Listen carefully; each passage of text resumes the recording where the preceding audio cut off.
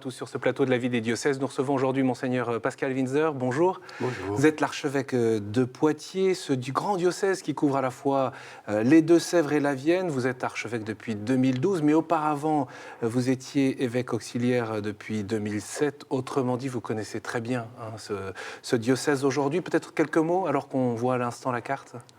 Je suis un petit peu comme une exception dans ce diocèse, qui est plutôt un diocèse rural, et où finalement la mobilité des personnes est plus rare que dans des grands centres urbains. Donc l'évêque vient d'ailleurs, et même après 9 ans de présence, oui, même après 9 ans de présence, les Poitevins, qui ont moins l'habitude que d'autres régions en France d'accueillir de nouvelles populations, pensent que l'évêque peut venir d'ailleurs. Mais c'est une bonne chose. Oui, c'est une bonne chose. Pourquoi ? Un regard extérieur aide aussi chacun à mieux se situer et à se comprendre. Pour tous. Alors dans notre émission, nous allons revenir sur votre dernière lettre pastorale qui porte sur l'Eucharistie. Un très beau texte qui dévoile ce grand chantier en cours, renouer avec le sens profond de l'Eucharistie. Vous demandez, d'ailleurs, vous appelez de vos voeux à ce qu'il y ait des catéchèses qui soient données autour de l'Eucharistie. Et puis on reviendra sur l'un des points. Vous demandez aujourd'hui aux fidèles de votre diocèse de rompre peut-être avec une habitude qui s'est installée depuis des années dans le diocèse, celle de communier lors des assemblées de prière dominicales, même quand le prêtre est absent. Mais on va y revenir longuement dans cette émission.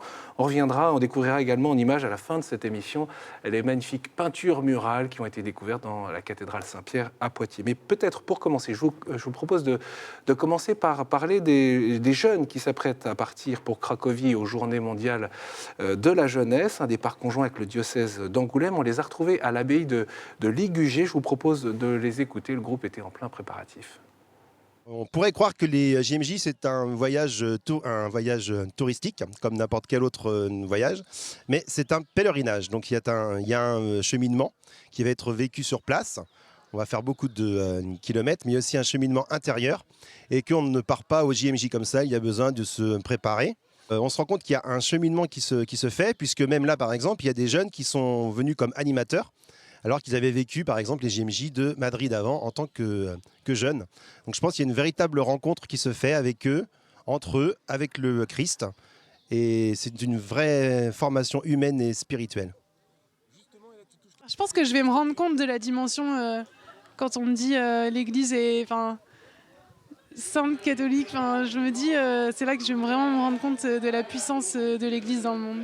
Je pense que c'est ça qui va nous donner aussi plein d'espérance pour essayer de s'ouvrir encore plus. Une expérience d'église, une expérience pour découvrir la puissance de l'église, on entendait à l'instant tout à l'heure. Je préférerais que, ça c'est les paroles qui sont dites avant de partir, Marie Courtour, on puisse dire découvrir la puissance de l'Évangile et la puissance de Dieu. Certes, l'Église compte, mais elle n'est pas là comme quelque chose ou une réalité qui compterait ses troupes, mais plutôt comme simplement un maillon, un témoin, un guide vers celui qui la fonde et celui dont elle parle, le Christ. Ça peut dire quelque chose aussi de l'attente des jeunes aujourd'hui, qui ont besoin peut-être de découvrir, de s'enraciner dans une église qu'ils considèrent comme forte, dans un monde qui est parfois compliqué, non ? Je ne sais pas s'il considère l'église comme forte, en tout cas il l'exprime comme une église jeune, en particulier dans certains rassemblements. Ce sera le cas des JMJ. Dans le diocèse, il y a aussi le pèlerinage de Lourdes, où chaque année des jeunes y vont nombreux. Puis il y aura aussi, là, dans quelques jours, une route de nuit pour les élèves de 3e, où ils sont aussi plusieurs centaines. L'occasion de découvrir qu'ils ne sont pas que quelques dizaines dans tel ou tel lieu, mais que de la même génération, ils sont nombreux à croire que le Christ est un Seigneur pour eux et qu'il les appelle. C'est quoi, Monseigneur, au fond, votre souci pastoral ? On entendait à l'instant Freddy Mariou parler de cheminement spirituel. Ce cheminement, il s'agit de l'entendre et il s'agit d'écouter ce que ces jeunes disent de l'expérience du Christ. Trop souvent, on peut être prisonnier, je parle de moi. Il y aura aussi des vieux au JMJ et j'en suis un. Oui, vous serez avec les jeunes. Oui. Trop souvent, on peut être prisonnier de notre expérience passée. Or, ces jeunes n'ont souvent pas de grande histoire chrétienne. Parfois, le Christ est une nouveauté pour eux.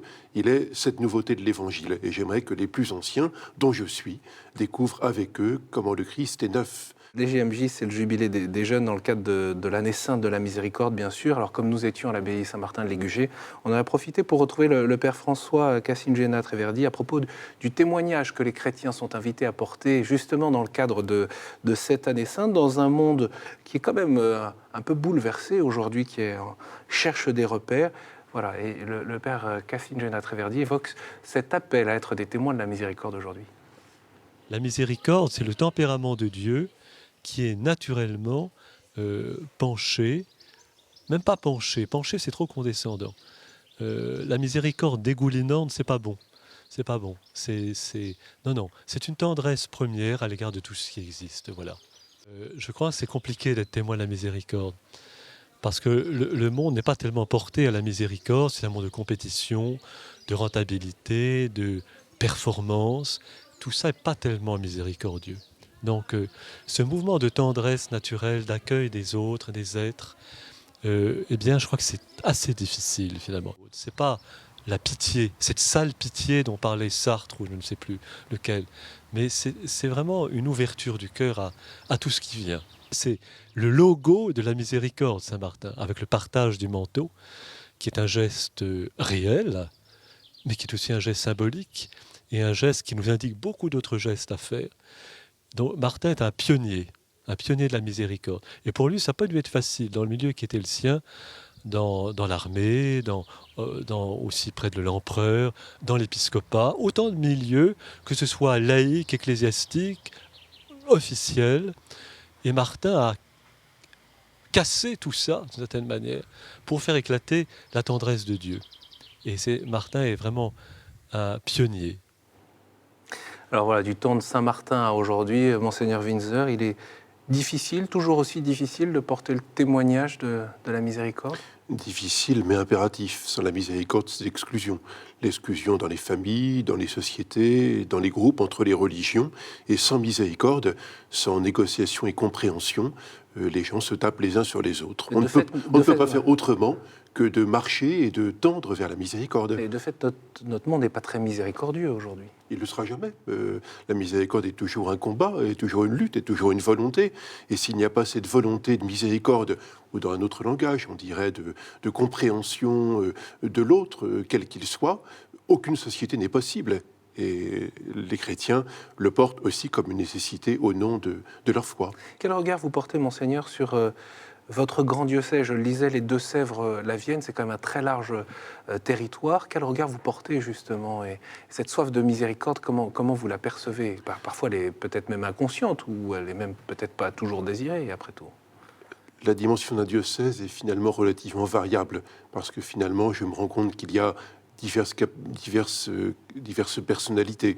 Il y a des personnes que j'appellerais des nomades, des personnes qui finalement, pour lesquelles la mondialisation existe et qui voyagent assez facilement pour leur travail ou autre, et des personnes qui, elles, n'ont jamais quitté leur commune.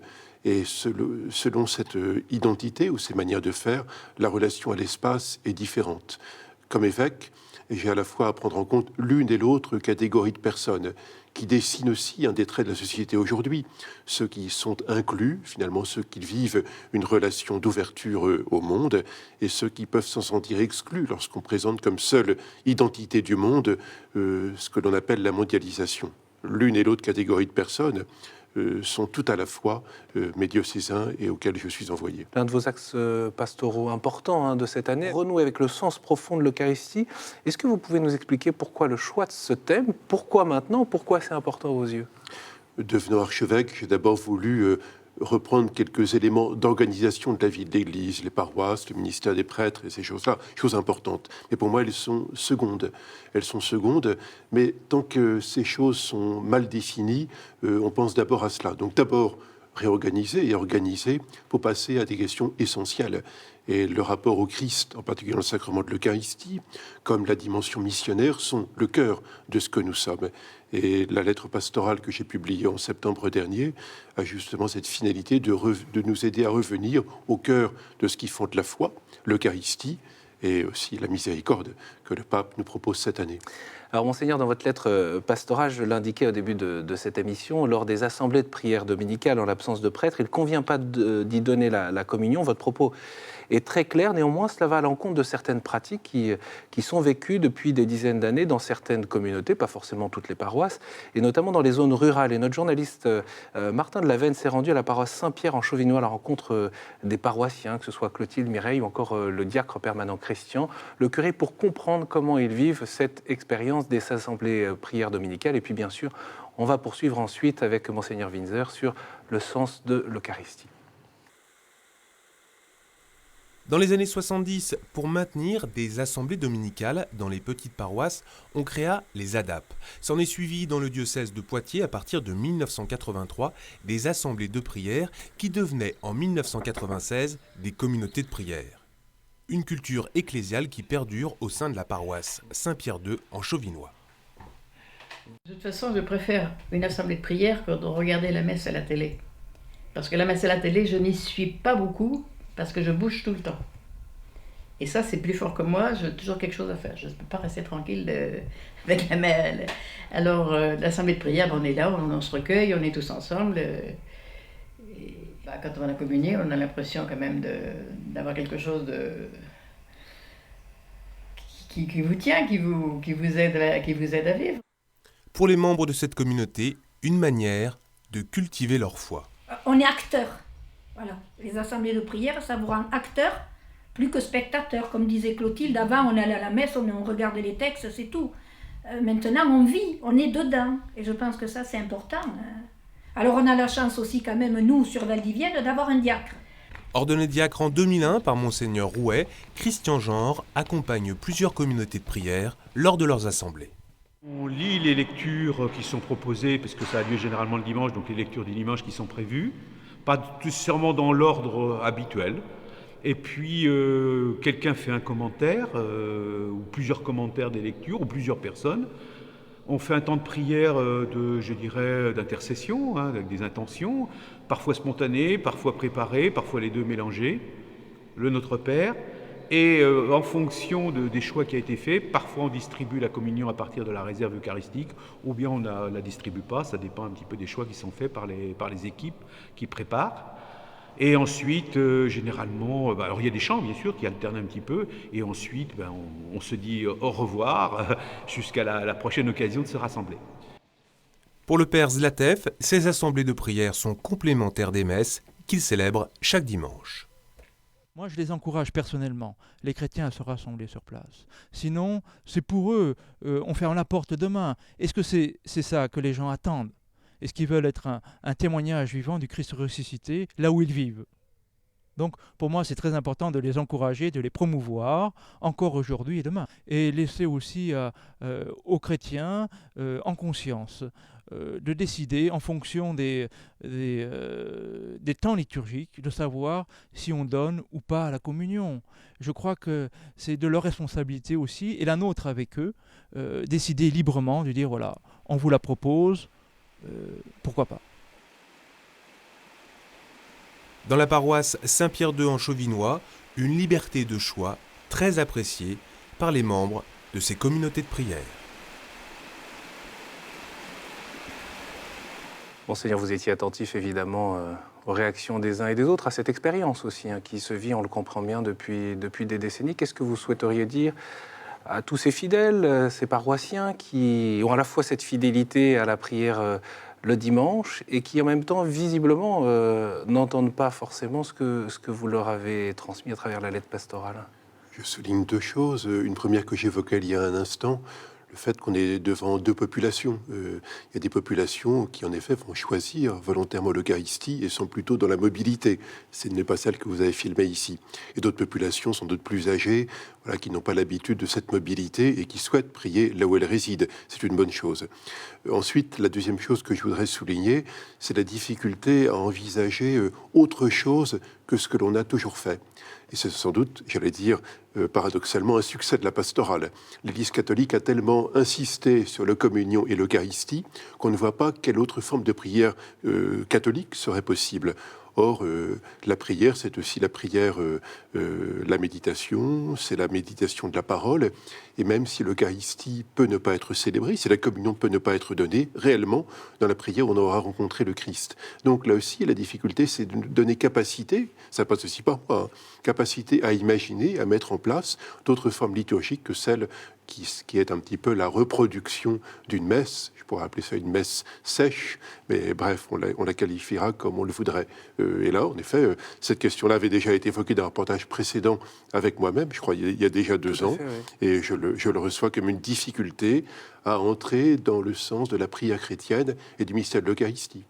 C'est quoi la question au fond, la question de fond autour du sens de l'Eucharistie et la nécessité que la messe soit célébrée, qu'il y ait un prêtre présent pour célébrer cette messe. La question de fond, c'est celle de l'unité du mystère eucharistique. La communion est articulée depuis la source de ce mystère, est articulée à la proclamation de la parole, est articulée à l'assemblée, est articulée aux différents ministères, dans le ministère du prêtre et de l'évêque. Et le fait de distribuer la communion en dehors de l'Eucharistie peut être valable pour des personnes malades qui sont dans la capacité de se déplacer. Pour moi, il y a là comme une rupture de l'unité du mystère, qui est un petit peu comme l'unité de temps dans le théâtre classique, hein. Un seul lieu, un seul temps, un seul espace et Qu'est-ce de qui se seuls passe acteurs. au moment de cette célébration de la messe, justement, à travers les paroles, les gestes du prêtre, de l'Assemblée, évidemment, qui présente? Il y a cette pluralité ou diversité de la présence du Christ qui est tout autant présent dans sa parole, dans l'Eucharistie, hein, corps et sang ressuscité, dans les ministres, dans le prêtre et dans l'Assemblée. Et c'est cette unité qui lorsqu'elle est brisée, touche l'unité du mystère eucharistique. Et c'est assez ma mission. J'essaie de la servir comme je le peux, de manifester que l'unité ne peut être rompue. Ça renvoie à la foi, au choix de la foi. Vous avez cette phrase dans votre lettre pastorale: voulons-nous aller à la rencontre du Seigneur, nous qui étions tant habitués à ce qu'il vienne jusqu'à nous? C'est là encore cette question de la mobilité qui est avant tout intérieure. C'est l'appel à la conversion qui est là aussi au cœur de l'Évangile. Mais cette mobilité intérieure, elle se manifeste aussi extérieurement. Tout à l'heure, nous parlions des JMJ et on voit comment le déplacement physique, là pour aller à Cracovie, mais aussi des petits pèlerinages locaux comme il en existe, sont souvent des occasions de renouveler quelque chose de la foi. Parce que ce qu'on aura vécu avec les pieds et avec le corps fait aussi bouger ce que l'on vit intérieurement. Aujourd'hui, on est très fort pour analyser le réel et on peine à imaginer ce que sera l'avenir de la société et l'avenir de l'Église. Et mon rôle d'évêque, c'est d'aider avec tous à dessiner ce que sera cet avenir, sans oublier le passé, mais sans être prisonnier de ces formes du passé qui ne seront plus. Donc les communautés locales qui sont fortes chez moi, si elles sont la survivance de la paroisse d'antan, nous savons à quoi elles conduisent, au cimetière. C'est très dur comme constat, non? Il est dur avant tout pour moi. Il est dur pour moi si je suis dans l'incapacité d'aider des communautés chrétiennes à envisager un avenir autre que dans la reproduction des formes finalement qui sont relativement récentes, qui sont celles de l'enfance de ces gens ou de celles de leurs parents. Et du coup, comment on met en route pour imaginer effectivement et se projeter? C'est retrouver d'abord le sens profond des choses. Vous parliez tout à l'heure des éléments, des sacrements de la foi. C'est se nourrir et s'ancrer dans la Bible. Et parmi les initiatives que j'ai eues, comme l'ont fait beaucoup d'autres évêques, j'ai invité il y a 2 ans à lire en continu l'évangile de Saint Marc, puis aussi maintenant l'évangile de Saint Luc, en petits groupes. Et je sais que dans un certain nombre de paroisses, cela s'est fait, ou dans d'autres groupes. Et cette lecture gratuite, libre, est aussi une manière de se replonger dans un récit continu, celui du Christ avec nous, celui de la révélation du Père, et non pas simplement de se contenter d'entendre des lectures hachées que nous entendons dans la liturgie. Et en même temps, on entend bien cet attachement à la foi au Christ pour ces fidèles. Hein. Je l'entends, et c'est pour ça que je crois qu'on a ces capacités à construire, à se projeter et à avancer. Parce que l'attachement au Christ est là. Si ces personnes peuvent parler ainsi, c'est parce qu'elles ont été fondées dans la foi et que leur relation au Christ est vivante. Mais comme pour moi, et pour moi le premier, la relation au Christ se poursuit, se vit dans la conversion, s'expérimente comme toujours nouvelle.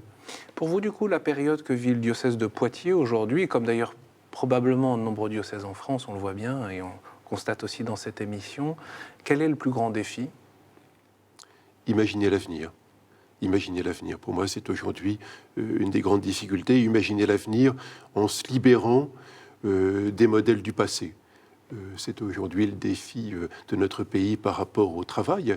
Est-ce qu'on est en capacité d'inventer de nouvelles pratiques dans le domaine du travail, dans la protection des personnes, ou bien est-ce qu'on reproduit les modèles d'antan? D'antan, c'est celui des années 1960. Comment justement jalonner cette route, ce cheminement? On parlait tout à l'heure du cheminement spirituel des jeunes. Comment vous, en tant qu'archevêque, vous souhaitez accompagner cette marche? Le diocèse de Poitiers a la richesse et la chance d'avoir célébré 2 synodes relativement récemment, en 1993 et 2003. Eh bien, après avoir consulté les conseils diocésains et avoir obtenu leur encouragement, je souhaite lancer le diocèse dans un nouveau synode, non plus d'organisation de l'Église, mais un synode d'écoute des nouvelles générations. Justement parce qu'elles ont à nous libérer de certaines de nos habitudes, de nos schémas de pensée, nouvelles générations, dans toute leur diversité. Et on peut retrouver ces catégories dont vous parliez, qu'on dit traditionnel ou moderniste, peu importe. C'est des mots, je ne sais pas s'ils ont beaucoup de sens aujourd'hui. Mais en tout cas, cette diversité de nouvelles générations, pour, avec elles, vivre l'Évangile. Sans capacité à écouter ces nouvelles générations, on sera dans la pure reproduction. Et vous craignez pas des clivages ou en tout cas des confrontations un peu difficiles, un peu dures, un peu brutales parfois même? J'ai pas à les craindre, et j'ai plutôt à les encourager. J'ai plutôt à encourager à ce qu'ils s'expriment. Mon rôle d'évêque, ce n'est pas d'indiquer une ligne. Un diocèse qui aurait une ligne, c'est un diocèse finalement qui a adopté telle ou telle ligne, peut-être celle de l'évêque ou celle d'un autre. La seule ligne que j'ai, c'est celle de l'Évangile. Et donc je suppose, et j'ai cet a priori, que chacun de ceux qui s'expriment peut dire et dit quelque chose de juste de son expérience du Christ, pour lui, mais aussi pour l'ensemble du diocèse. Monseigneur, je voudrais qu'on conclue cette émission avec des magnifiques images, et elles nous donneront aussi un petit peu la perspective des siècles sur cette évangélisation sur un territoire comme le vôtre, sur des voûtes de la cathédrale Saint-Pierre de Poitiers. Un trésor inestimable vient d'être mis à jour, des peintures murales. C'est une chose unique de découvrir l'aspect intérieur de cet édifice tel qu'il fut réalisé à son origine. Ça nous remonte aux années 1270. Notre journaliste a retrouvé Paul Mentan, qui est le responsable de ce patrimoine. Alors nous sommes dans la cathédrale Saint-Pierre de Poitiers, une cathédrale qui a été édifiée dans les parties basses de la ville parce que le christianisme s'est développé dans les parties basses de la ville. À l'origine, on devait faire des travaux de maçonnerie et grâce aux échafaudages, on a fait des sondages. On a découvert qu'il y avait des peintures partout dans cette chapelle et le chantier de dégagement de peinture s'est substitué au chantier de maçonnerie. Les ouvriers ont eu un travail très délicat qui a consisté d'abord à fixer tous les enduits, toutes les couches. Mais en fixant toutes les couches, on fixait aussi la couche de badigeon appliquée en 1783 qu'on voulait éliminer pour dégager les peintures du XIIIe siècle. Avoir les peintures qui ont été réalisées au moment où on a construit la cathédrale, c'est vraiment fabuleux, quoi. Il y a le Saint d'Abraham, tout d'abord. C'est une grande figure d'Abraham avec un grand drap dans lequel sont rassemblés, sous la forme de personnages nus, mais la tête couronnée, les âmes des élus. En face, il y a un Christ de la fin des temps, entouré de Marie, de Saint Jean, et puis il y a les anges qui sonnent la trompette. De l'autre côté, entre ces deux scènes, il y a le couronnement de la Vierge, une Vierge qui est très belle. Et là, on a évidemment un autre trésor avec ces peintures murales de 1270-1280. On sait par les sondages qui ont été réalisés dans l'ensemble de la cathédrale que, par exemple, toutes les clés de voûte sont polychromes, que les nervures que l'on voit au sommet des voûtes sont également peintes, comme on l'a trouvé aussi lorsqu'on a fait une campagne sur les vitraux non historiés. On a trouvé les peintures dans les baies et dans les réseaux hauts de ces baies. Donc ça, c'est quelque chose d'assez intéressant. Donc on va en trouver d'autres. Voilà, splendide peinture murale qu'il ne faut pas hésiter à aller voir très simplement à la cathédrale Saint-Pierre. C'est vrai que ça nous redonne un peu de champ historique, de la présence de la foi et la manière aussi dont on exprimait la foi au XIIIe siècle déjà. Puisque les peintures sont sur des voûtes, ceux qui les ont réalisées ont voulu dire une chose, nous dire simplement que le ciel n'est pas vide. Le ciel n'est pas vide, il est habité, bien entendu, par le Seigneur, par les saints et les saintes, mais aussi par l'humanité. L'humanité du Christ, mais l'humanité aussi de ces âmes qu'on nous montrait dans le Saint d'Abraham. Une humanité et des âmes qui sont d'ailleurs corporelles. C'est là l'espérance chrétienne. Mais j'ajouterais aussi que si le ciel n'est pas vide, il est fait et de Dieu et des hommes. La terre n'est pas vide. Elle est habitée des hommes, certes que nous sommes, mais elle est aussi habitée de Dieu. Et pour nous, chrétiens, marcher sur cette terre, c'est marcher avec le Christ, c'est recevoir sa présence dans sa parole et dans son Eucharistie. Donc Dieu et l'homme, et plus tard, et là-haut, Dieu et l'homme, ici et maintenant. Merci beaucoup, Monseigneur Windsor, d'avoir été avec nous. Je rappelle bien sûr qu'on peut retrouver votre lettre pastorale sur l'Eucharistie, sur le site internet du diocèse de Poitiers. Et puis vous pouvez retrouver cette émission sur le site de KTO. N'hésitez pas bien sûr à la revoir, à la partager sur les réseaux sociaux. Vous pouvez également bien sûr réagir. Merci beaucoup pour votre fidélité et puis à la semaine prochaine.